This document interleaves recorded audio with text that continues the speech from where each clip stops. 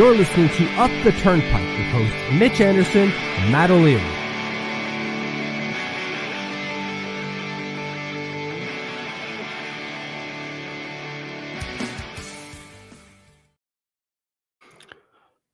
Hello, everyone, and welcome to... This is so stupid. The Up the Turnpike YouTube post-game show. I'm trying to be energetic when they lose like this. That's how I feel right now. Welcome to this post-game show, Up the Turnpike here. Your host, Michelle Anderson. Matt O'Leary is not here right now because he's got his jet streams and stuff to do, but I'm here with you for the next half hour or so to, I guess, break down this game that absolutely sucked from start to freaking finish. Islanders lose 4-0 to the Carolina Hurricanes. Not a shocker that they lost necessarily to Carolina because Carolina's had the Islanders number for, I don't know, since 2018 or something, but this one just stunk. It stunk so bad, and it started right away on the power play. So I even forget who took it. Romanov, high sticking against Robinson. After the whistle, it wasn't, whatever, fair call. The stick goes up in the face after the whistle, but whatever. We go on the power play, the penalty kill, and Svechnikov just like walks it in. He just walks it in. Pellet gets pulled out of position here, as you'll see. And then he just kind of, okay, I got you now. And then he walks in and bam, just feeds it between Sorokin's 5-hole. You're like, I guess it's not too much that Sorokin could have done there, maybe, but like, put the paddle down, bud. Just put the paddle down. Eddie Belfour made a career out of it. Put the paddle down, and you don't have the 5-hole exposed. Again, it's really just that Svechnikov just seemed to walk in, and you're like, Jesus Christ! Like 5 minutes and 47 seconds into the game, you're down 1-0. Not cool. And then on the penalty kill, just to make things worse, it's just. And yeah, like Nick is saying, maybe it's this. Like I look burnt out just watching it, but Sorokin's got to look. He looks gassed. Absolutely. He's played, what is it, 8 starts in a row now? Sure enough, they haven't been back to back or anything, but they keep going to him because Varlamov is injured. But like Hoiberg looked okay today. He looked fine. He only got, 20 minutes of action, but he stopped 6 shots. Not a whole lot of traffic, but he did what he was supposed to do. He made a couple of really decent saves. So why not try him for a full game? What do you have to lose? You're losing anyways. So Svechnikov scores, makes it 1-0. And then Jordan Martinook just doesn't even realize that Noah Dobson is there. Noah Dobson is on him. Watch the replay here. Watch number 8. Sees 48. Is on him. Doesn't even bother Martinook. And it's not like Noah Dobson's some small kid. He's 6'4", 200 some odd pounds. He's a big kid. And Martinook does not notice he's there. And he's right in front of him. Because obviously he does. But what I'm trying to say is that he acts as if Dobson doesn't exist. Doesn't matter to him. I'm going to the front net. There's nothing you can do to stop me. And Dobson, who stands, again, 6'4", 200 some odd pounds, should have an easier time to do so. Sure, Jordan Martinook is no small man on his own right. I believe he's close to the same size. Not even. In terms of weight, he is. But if I share this tab here, Jordan Martinook, 6'1", 208 pounds. To Noah Dobson's, I believe it's 6'4". Oh, I stopped sharing this screen. Share. This one here. Share. 6'4", 200 and probably the same amount of weight. Noah Dobson. I'm getting stuck in the weeds, but who cares?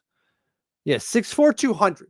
So he's got 3 inches, and Martinook's got 8 pounds on him, which isn't a big difference in terms of the weight size, but he should be able to at least disrupt him enough, and doesn't. Does not disrupt him at all. Martinook just walks right in, scores that goal, just like not even 3 minutes later. And you're going, here we effing go. I know the Discord was not happy. A lot of people are going, I'm done. I'm out already at 2-0, 8 minutes and 30 seconds into the game. P.S. If you want to get it on the Discord, you got to get it on the Patreon. That's patreon.com/uptheturnpike. You got 3 different tiers to choose from. I think it's $1, $5, $10. Any of those tiers gets you access to the Discord. But yeah, people are checking out after 8 minutes. It was, as the Dodge is saying here, a shit show. It was a shit show.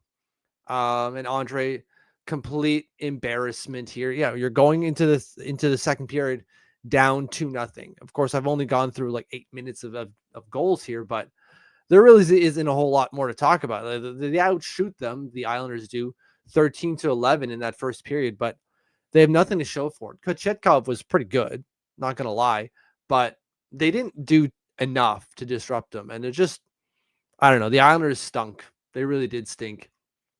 Let's get through some of the comments here. Nick is saying, with Lou's lack of direction, they need someone else to make decisions at the deadline. It is pivotal they maximize the return, so this turns into a brief retool like the Caps and not a total rebuild. I don't necessarily disagree with that statement. I've heard some pushback that I won't disagree with, saying that, especially my friend Ryan saying, well, what is Lou really going to screw up here at the deadline? Like, he's won a lot of his trades. Now, has he traded for the right player necessary or made enough trades? Maybe not. But the trades that he has made, he has won. So there's an argument here that Lou should be able to get the right return for guys like Brock Nelson, for guys like Kyle Palmieri, for guys like Jean-Gabriel Pageau. So he should be able to get the right return for them if he's in the job. But I'm totally okay with management, or not even management, ownership stepping in saying, we're done here. Thank you very much, but we're done here. We need to go in a different direction. We're going to bring in someone else. I'm totally okay with that. Now, hopefully they're doing that right now, because you don't want to go and say, okay, Lou, get out of here, and then you have no one. We need someone running and steering the ship. We can't go with some sort of interim GM. Ideally, they have someone in place to step in and cover for Lou if and when they let him go. I'm saying if because you never know, but the writing is on the wall and it's almost in billboard size, baby. This team's D-zone coverage is awful. More on that later, but absolutely, you're totally right, Walter. It is really, really bad. Into the second period, which is usually where the Islanders are better. Just to take a sip here. The Islanders are usually better in the second period. So I thought, okay, if we're going to get an answer, it's going to be here. And holy cow, did I almost fall asleep in this second period. I'm sure you felt the same way. It was so boring. Even the fans in the building were so quiet. It was dead quiet at the Lenovo Center or whatever it's called now. Just not a peep in the... You can hear the wind moving in the arena. It was so goddamn quiet. But 11 minutes and 13 seconds in, Tyson Yost scores here. And it's just them throwing pucks towards that. They're winning puck battle. See here, Yost wins the puck battle, and then he finds himself going towards the net. 2 shots on Sorokin. He can't keep the rebound. So maybe there's something there, but whatever.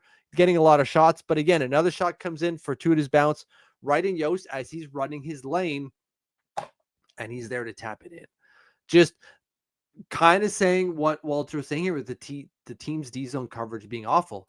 They have no idea where they're supposed to be, and they're losing puck battles in their own end. Completely unacceptable from this team. That is we're trying to do things better. We've had our coach blast the players going, you need to be better than what you're doing right now. And this is what they kind of do. This is what their answer is. And it's just not okay. It's really not okay to have that kind of performance. And we still have another goal to go. And for me, this one is kind of the worst one. It really is. So Sebastian Aho scores to make it 4-0 here. 1944 left. 1944 into the second period. So there's like 16 seconds left here. Watch Matthew Barzal. Watch him here. Slows down. I don't know if he could have caught up with Sebastian Aho, but there was no attempt to catch up with Sebastian Aho on that goal. And so he left Pelech to his own devices. And maybe Pelech could have done a better job of doing the full-on Superman, right? Laying himself flat on the ice, taking away whatever passing lane he could try to take away. Maybe that would have been successful. Maybe not. But the fact that Barzal really doesn't, who is one of the faster players in the league, doesn't get there or try to get there really kind of burns me up, because that's something you want to see him at least try. Again, not saying he would have got there, but the fact that he didn't even try to get there really burns me up, because that's what you want to see from your team. At least I tried. At least I tried. And he didn't do that there. Again, the goal isn't necessarily just on him. There's a breakdown in the offensive zone before he even gets anywhere near this puck. So I'm not flat out blaming Barzal for that goal. I just don't like what I saw from him on that specific play, which is really concerning, because he's supposed to be getting back into the rhythm of things, getting back into this game. And he didn't look like himself. I know, again, in our patron Discord, it was mentioned that Barzy doesn't look 100%, which there might be some truth to that. Might be. But I think it's him still not caught up to the moving train that is the Islanders season. He's missed a lot of time. And so they're throwing him there to be like, hey, go. Now you're here. Let's go. Fix it. It's like, well, I can't do that. It's my second game after missing 6 weeks. What are we doing here? I don't rely just on me. Let me add to what you have been doing, and let's build something here until I get to where I'm supposed to be, which he is clearly not there yet. Anyway, so second period ends 2-0. Islanders are now tied in terms of shots at 23 apiece here through the first 40 minutes. And going into the third period, Patrick Roy says, we're done here, Sorokin. Don't worry. Sit down, my friend. Didn't have necessarily a great game, but still, we're going to try to get an answer from Højbjerg. We're going to get we're getting an answer from our team by putting Højbjerg in net. And Højbjerg was fine. He stopped 6 shots in that third period, but the Islanders just didn't do anything. There was no fire in their belly until really once, right? Like once Kochetkov holds the puck, and then there's a little, what we call an escarmouche in French, a little, tussy in front of the net. That's it. It's still too late for that, guys. A little too late. I love it. I want to see more of that. Again, it's not having to be fisticuffs. It's about being engaged emotionally in the game. And we didn't see that till the very end, which is just not okay. We need to figure that out. They need to be checked in emotionally into this game. Not out of control emotionally, just checked in, present. And they just were not through this entire game. And especially in the third period, when, of course, you're down 4-0, like you're probably not going to win this one, but at least make an attempt. And I don't felt they did that whatsoever. And so the entire game goes 4-0. We win the shot count 32-29. We win the faceoffs. Great. 54%. Power play 0%. Shocker. We had 1 and it wasn't very good. We allow 1 power play goal for them on 2 attempts, 50% for them. Story of the friggin' season. I think that's said somewhere else here in the comments. We'll get to it, I'm sure. Hits 18 for us, 13 for them. Blocks 16 for us, 15 for them. We have 17 giveaways to their 16, though, and then 10 takeaways to the 12 by the Carolina Hurricanes. When we look at the stats or the game stats, just to look at ice time, seeing if anything really stands out, it looks like it was pretty even deployment. The least amount of ice time here is Hudson Fasching, I believe. Yeah, at 11:41. So pretty even stuff here from the Islanders in terms of deployments. Almost the same thing here for defensemen. Pretty even deployments. Noah Dobson leads the way, 22:48. So pretty even stuff. And then bad numbers for Sorokin, 826, 4 goals against, 1 on the power play. Just not fun. Not fun at all. So to the comments we go, and keep them coming. I'll do all of them until we're done here. Whatever comment you got, I'll throw it up. How long before Wab blows up on Lou? I'd be surprised if it hasn't happened yet. I would honestly be surprised if it hasn't happened yet. This man is holding it in. I'm trying to refresh my timeline on the X or Bird app or whatever the hell you want to call it. I still call it kind of Twitter. Just to see if we have any post-game comments here. Keep me updated in the comments if you see it before I do. But I would be surprised if he has not exploded on Lou already, because this is not okay. Like, give me something, right? He can't go and fire Patrick Roy, like, you didn't do the job. Well, what the hell did you give me? Pierre Engvall? Great. I tried to send that guy down 4 times and you still brought him up. right? Like usually when you want to, when a coach is at the end of it, you give him a trade to save his job, right? Like, okay, I'll bring in someone. You want something to help you? You think this will help? Fine, I'll go and get it. Lou hasn't done that yet. So I don't think he's going to fire Patrick Roy because I really don't think it's necessarily his fault. But we'll see. To Walter, who says, where is Pella going? I don't know, man. I don't know. Obviously, they can't trade him with that contract. I don't think. But he has not looked good at all. Oh, it does say Devils at the top. Sorry, I'm just scrolling ahead. Sorry, I changed everything, and I guess I didn't save the actual graphic there. So I'm gonna do that while I speak. That's on me. I thought I'd save that properly. So thank you, Snow. Yeah, I don't know where Pellick is going. I don't know, Walter, if you're referencing a specific play, mind you, or if you're referencing Adam Pellick going somewhere as in a trade, because I don't think the Islanders can get rid of him. That contract is just not going to happen anytime soon. But they need to make some changes, and maybe Pellick is one of them because he has not played well at all, and we need him to be his former self again, where he's that number one shutdown defenseman. I just don't think we're ever going to see that guy ever again. I think that Adam Pellick is gone, and we're never going to see him again, and that's kind of disappointing.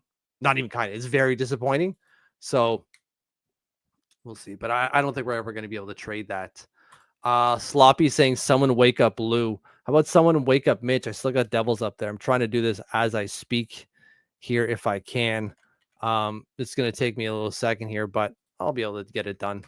I'm sure Lou's trying to do something. Again, I've said it before on the show. Like, I don't think the issue is if Lou will do something. It's what is Lou going to do?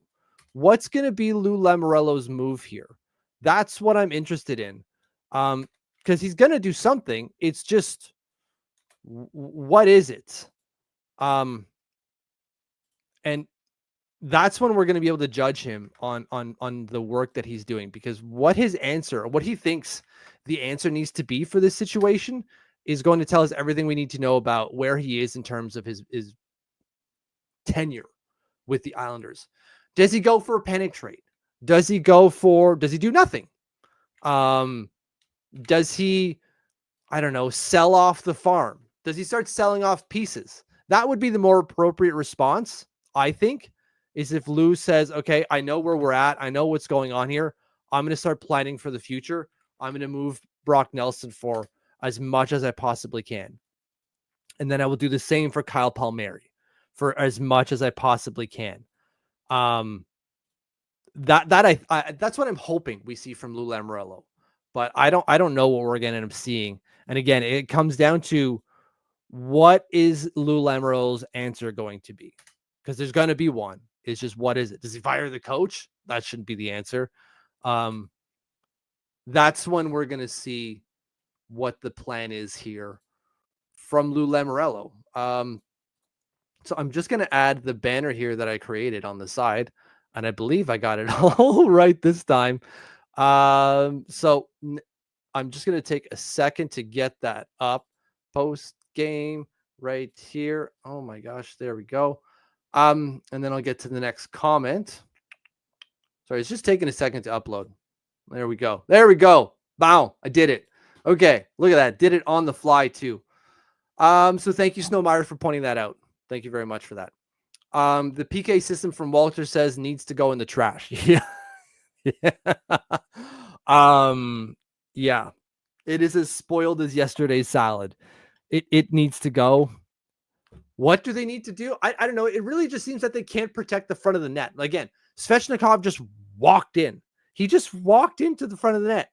They played the little cat and mouse between the two of them, opening him space, pulling Pellick out, and then he just walked in and put it into the 5-hole. Like, I don't understand. Like, that seems like I could have seen that coming a mile away, and I'm not a very good hockey player or even a good goalie.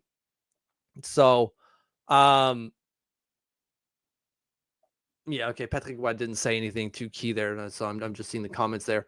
But yeah, it needs to go. We need to find something. Clearly, Tommy Albalin is not the answer on the penalty kill.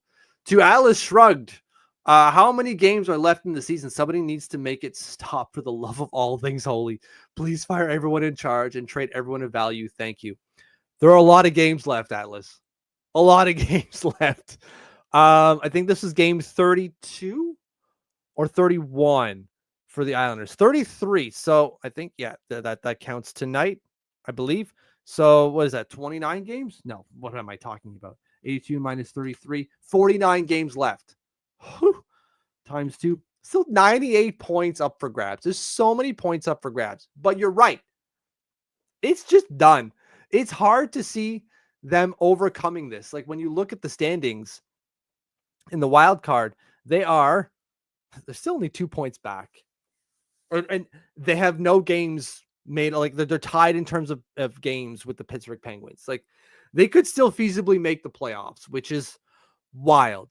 It's absolutely insane. But I think the writing is on the wall here. I like Duclair as a player. I think he was a good addition. The contract is even better. But I don't believe that Duclair coming in immediately turns the Islanders into a competitive team. I don't think so. I would love to be wrong. I just don't see it. Maybe like we're seeing with Barzal, it'll take a couple of weeks, maybe a couple of games. But we don't have a couple of games to wait. And that's not on Duclair. It's just saying that bringing him in and be like, oh, what's the fight? It'll be like 5 games for him to adjust and then we'll be going. That might be too late. If we're trying to be the 2019 St. Louis Blues, by now the 2019 St. Louis Blues have already fired their coach. I'm not saying we should. And they've already started to trend forward, picking up points and bridging the gap with those bottom teams. We're not doing that. Of course, we're not at the bottom yet, but we're not far off. Again, like Buffalo, who just can't seem to win to save their goddamn life, is only 5 points back of us. That's how close we are. So thank you, Atlas. To John, who says the first goal was all on Sorokin. He was just hung out to dry to the rest. Too many defensive breakdowns. I'll give you that he was kind of to blame on the first one. I'll give you that one. Again, Svechnikov just kind of walks in and he doesn't protect his own 5-hole. Maybe he thinks Svechnikov's going across, and so he's trying to kick across, and Svechnikov is trying to open up that 5-hole for that exact situation. And it worked, but Sorokin's got to do a better job of recognizing that's coming. If for an elite goalie like that, the paddle's got to be between the two legs, clearly, and it was not. To Sloppy, who says, I think I may be on team trade Dobby at this point. He's an actual pylon half the time. No one is putting up points whether he's here or not. I'm okay with trading Dobson, but the return's got to be really good. I'm not trading for futures. And if it's a future, it's an elite level prospect. Dobson is still a 50-point defenseman, whether he's on pace for that right now or not, which I don't believe he is. He is a 50-point defenseman. There's just something rotten in the core of his game. And to be fair, in the core of the Islanders game, where it's just not working out. But he is a 50-plus point defenseman, guaranteed. But if the return is an elite level prospect, not just blue chip, not just a former first rounder, like a top 5 guy who's doing well, not on the downslope or looking for a rejuvenating start somewhere or something like that, then we can start talking. But it's going to take more than even that. I think 3 pieces for Noah Dobson minimum. Roster player, elite prospect, first round pick minimum is what I'm looking for Dobson. Walter's adding to that, saying even Romanov can go. Fine, I suppose. Again, these are RFAs, right? So they're going to have contracts coming up. So we're not trading people with ridiculous term. The return is going to be a lot less for Romanov. And I think Romanov's been absolutely fine. I don't think you need to worry about Alex Romanov. He's been okay. And the return is going to be enough there. So, but if you want to add him, that's fine. As long as the return is great, I'll trade just about anyone. Yes, Brandon, wrong logo. I noticed at first, and I was trying my best to get to rectify that live on stream, and I finally got it. It took me a while. So thank you for that. Mike Latson says Sorokin is gassed because every game he's left out to dry.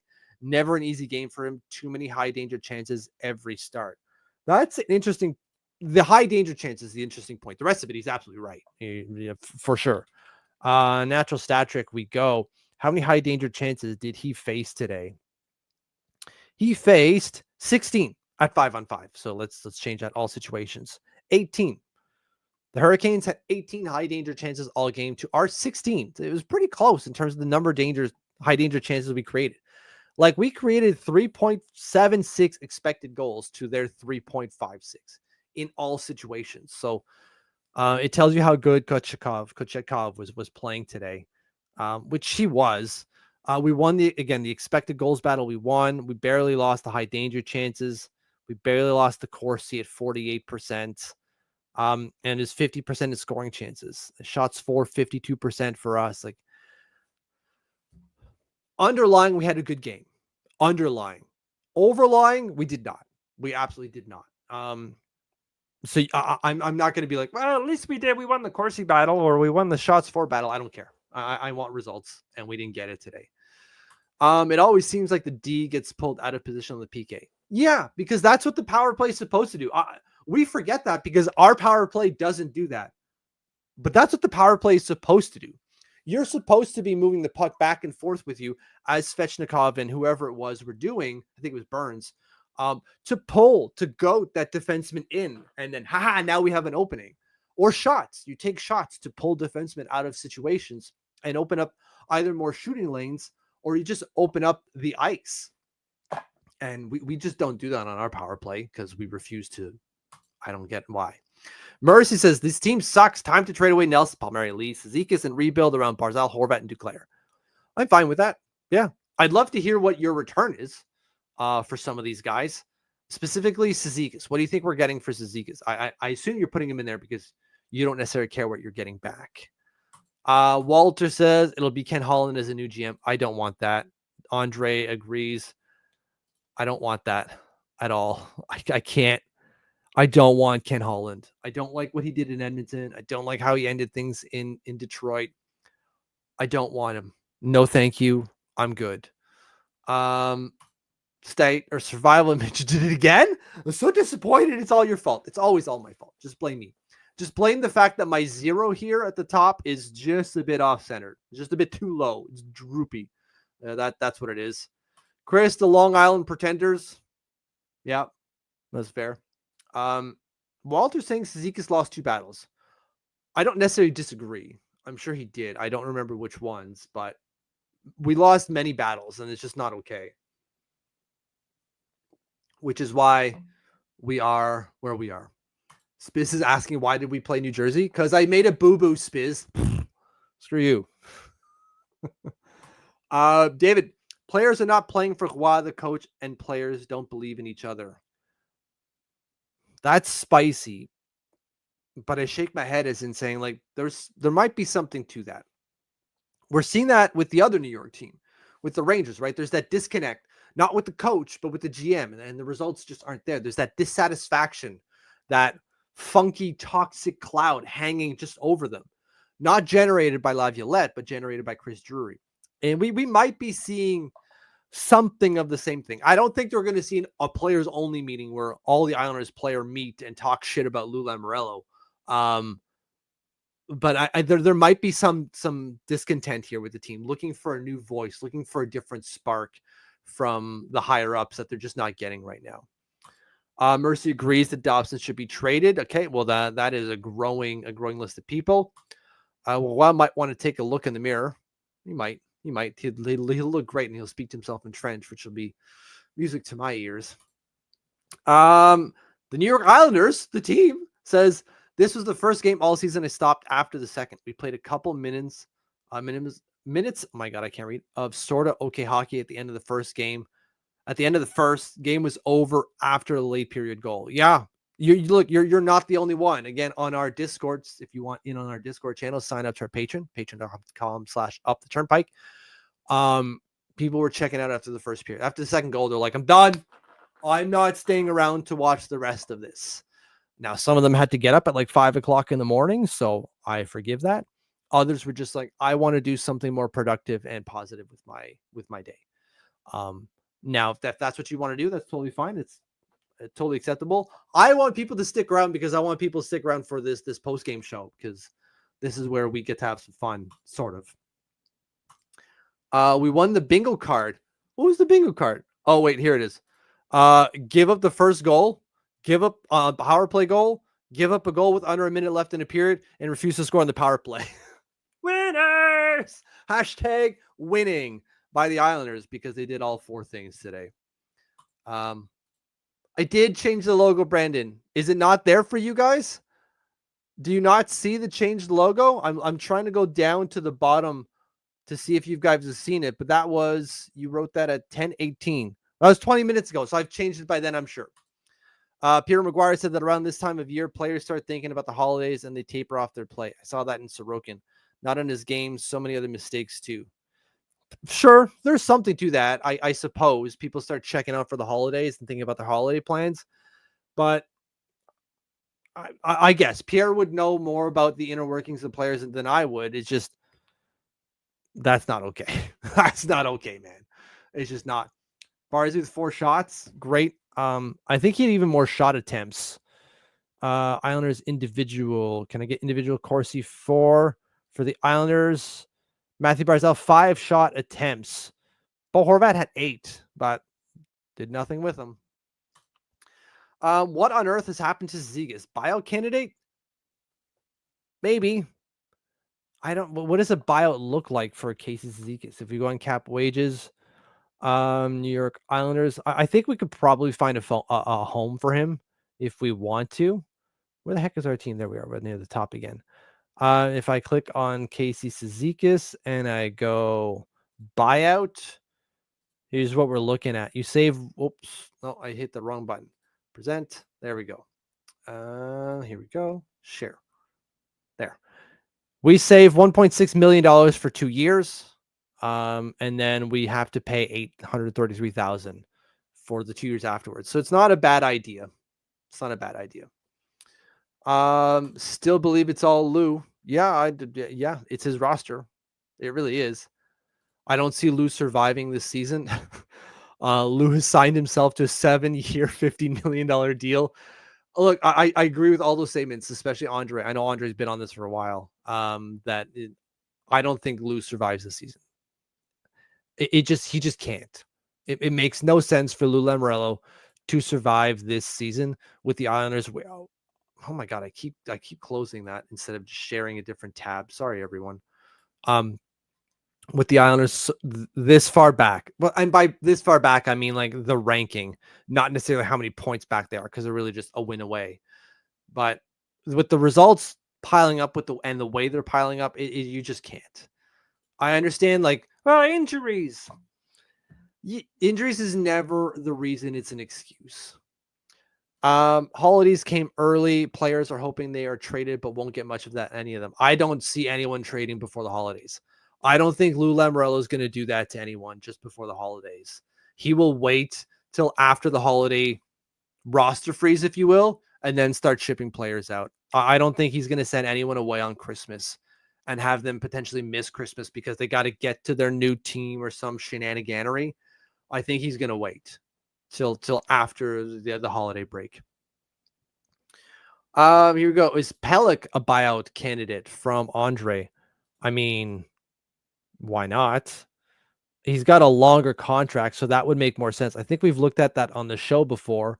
But here's Adam Pelech. If we buy out his contract, save $3.8 million for the next 1, 2, 3, 4 years, but then still have to pay him nearly $2 million every year for 4 years after that. So there.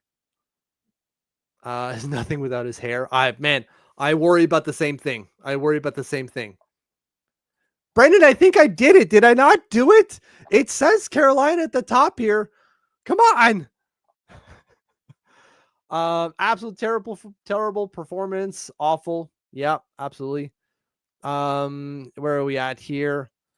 Walter saying George Dobson, Romanov, Pollock, Pelech, Mayfield. That's trusting George a bit too much right now, which I don't think he didn't play today. So unless I missed him, but I don't think he played. So that's kind of a sign of um how he factors into things right now. Unless he did, and I just completely missed him out there on the ice. Yeah, he did not. Okay, I didn't miss anything. Let me share this tab instead. Everyone sucks. No pressure on the PK, none, just sitting deep. Yep. And it's a miracle we have 31 points. 100% Kyle. Totally agree with you. Let Watt replace entire coaching staff. There's something to chew on. Because Tommy Ablin is not his hire. Ron McLean, not Ron McLean. McLean is not his hire either. It's really Dick Rosier who's his hire. So yeah, hire your own bench, bud. Buffalo's not gonna win. Yeah, Komarov back. He will fix this. Let's get Uncle Leo here. I agree. Losers must be gone ASAP. We are in desperate need of scoring. Yeah. What about this? Dawson for Owen Power. It's not a 1-for-1. I don't think, because Owen Power isn't playing very well right now. And he doesn't seem to have the 50-point ceiling. But I don't think you can get a roster player plus a first-round pick and get Owen Power for Noah Dobson. It'd be like Owen Power maybe a second or something like that. And maybe I'm even overvaluing things there. I do Dobson for Faber or Bork. I don't know if I do either of those. Maybe I'm thinking of different players. I like the idea of trading Dobson for Owen Power. Anybody think this would help us? There you go. That's right into the comments. Check out the face foliage on Mitch. Yeah, buddy. Yeah, it's coming in here. It's getting a little bit thicker. It's not where I want it to be at all. It still needs a lot more growth. Womb broom. I love that. That's a good one. Okay, and then from Brandon saying, Roy's quote about the 32 shots taken in a 4-0 loss to Canes. We outshot them. That's something that's pretty tough to do in that building. So he must have done something good at some point. And he's right. They were doing something good at some point. It's just when they weren't doing something good, it was calamitous every friggin' time. Every time that they weren't doing something they were supposed to, it came back and bit them in the ass. And I get that's, I guess, how hockey works, but it's happening too often. Like that's too often the argument that it's just kind of falling on deaf ears now. Like there's so many times I can hear like, well, we did some good stuff. Okay, but it didn't result in anything. So how good could it have been if you didn't get the result? And it's not even that you lost 4-3 or 4-2 with an empty net. You lost 4-0. So yeah, Kochetkov played well, but it wasn't that good. Clearly, it clearly was not that good. And yeah, it's kind of the same stuff that we heard from Lambert. Although I think Roy is kind of tongue in cheek here. Like, well, we did something good, because he's not saying like we deserved the win. He's not. He's just saying like, I guess there's something good to take out of this. No, the players need to change, not the chamber coaching. But the players definitely need to change. We need to change there with players too. So, oh, it's all a poop shoot. It's all a poop shoot with the Islanders right now. Thankfully, the Rangers are even worse than we are. They lost 2-0 today to the awful Nashville Predators. I can't believe the Nashville Predators won today. I had money on the Rangers winning. I thought, there's no way. There's no way the Rangers go into this barn and lose. And they did. They got shut out 2-0. So however bad it looks for us, it's worse for them. At least positives. We outshot the Carolina Hurricanes and the Rangers lost. Maybe we can kind of have a half smile. It looked like I had a stroke. Jesus. But that's that. Thank you for tagging along and venting with me as we went through this post-game show. There'll be more post-games coming for the rest of the Islanders season. So hit that subscribe button, hit the like button. Just doing that stuff really helps grow the channel. It might not seem like a lot to you. It means the world to us. Once we get to 1,000 subscribers, that opens up a whole bunch of stuff for us. So hitting that subscribe button is key. And then hitting the like button tells YouTube like, hey, Islanders fans actually like this garbage. So push it out there for us, please, because we can't do it ourselves. We need you to help us with that. Here we go. We'll end it with that. If you know the Rangers look, clap your hands. I can't talk. My mouth is so dry. So thank you for tuning in, everyone. We'll see you for the next post game. Sign up to the Patreon, patreon.com/uptheturnpike to get these, to get the Discord, and to get the podcast as well. Thank you. And we'll see you next time.